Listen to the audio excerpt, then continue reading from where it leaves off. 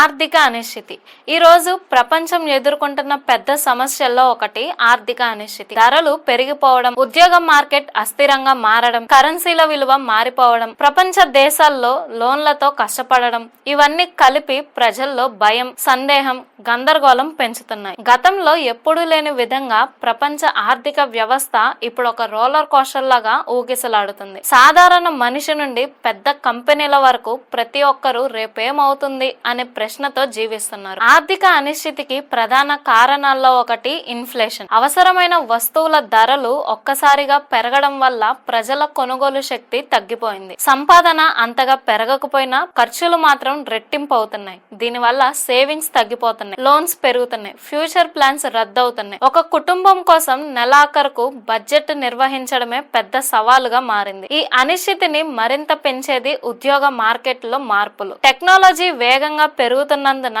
అనేక traditional jobs తగ్గిపోతున్నాయి. కొన్ని కంపెనీలు హైరింగ్ ఆపేస్తుంటే కొన్ని పెద్ద సంస్థలు లే ఆఫ్ ప్రకటిస్తున్నాయి. ఒక ఉద్యోగం కలిగి ఉండటం మాత్రమే కాదు, అది రేపు ఉంటుందా అనే సందేహం ఎక్కువ మందిని ఆందోళన పడేస్తుంది. ముఖ్యంగా యువతలకు ఇది పెద్ద మెంటల్ ప్రెషర్ గా ఉంది. అంతర్జాతీయ స్థాయిలో కూడా పరిస్థితి స్థిరంగా లేదు. దేశాల మధ్య trade tensions, geopolitical conflicts, war zones, oil prices పెరగడం, ఇవన్నీ ప్రపంచ ఆర్థిక వ్యవస్థను మరింత అన్ప్రెడిక్టబుల్ గా మారుస్తున్నాయి. ఒక దేశంలో చిన్న నిర్ణయం కూడా మరో దేశానికి భారీ ప్రభావం చూపుతుంది. గ్లోబల్ ఎకానమీ ఒక పెద్ద చైన్ లాంటిదిగా ఉంది. ఒక లింక్ దెబ్బతిన్న మొత్తం వ్యవస్థ కదలిక తప్పుతుంది. కంపెనీలు, వ్యాపారాలు కూడా ఈ అస్థిరతను తట్టుకోవడానికి కష్టపడుతున్నాయి. రా మెటీరియల్స్ ధరలు మారిపోవడం, సప్లై చైన్ సమస్యలు, మార్కెట్ డిమాండ్ తగ్గిపోవడం, వీటి వల్ల చిన్న వ్యాపారుల నుంచి పెద్ద కార్పొరేట్ వరకు అందరూ కొత్త స్ట్రాటజీస్ ని వెతుకుతున్నారు. బిజినెస్ గ్రోత్ కంటే సర్వైవల్ నే ముఖ్యంగా భావించే పరిస్థితి ఇప్పుడు వచ్చింది. అయినా కూడా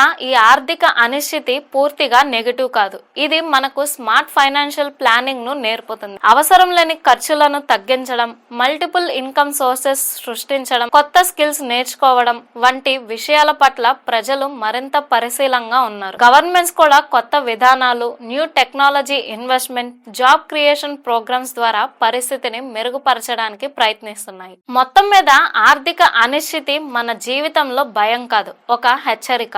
మనం ఆర్థికంగా రక్షితంగా ఉండాలంటే నాలెడ్జ్, డిసిప్లిన్, స్మార్ట్ డెసిషన్స్ చాలా అవసరం. ప్రపంచం మారుతుంది, మార్కెట్ మారుతుంది, కాబట్టి మనం కూడా మార్చుకోవాలి. భవిష్యత్తు కోసం సిద్ధంగా ఉండగలిగితే ఈ అనిశ్చితి కూడా మనకు ఒక అవకాశం అవుతుంది.